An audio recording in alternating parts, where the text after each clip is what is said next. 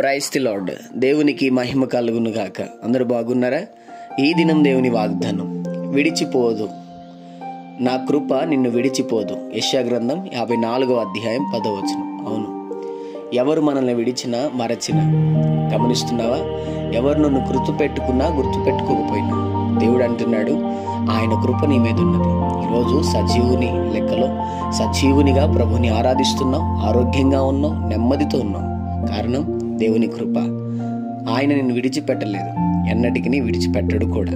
కాబట్టి ఆయన మీద ఆశ పెట్టుకొని ముందుకు వెళ్ళు. నా దేవుడు నీకు తోడై ఉన్నాడు. చిన్న మాట ప్రార్థన. ప్రేమ కనికరం గల మా తండ్రి, నీకు వందనాలు.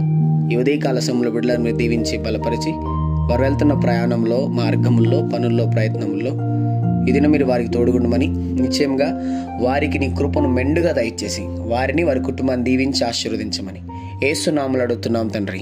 ఆమేన్.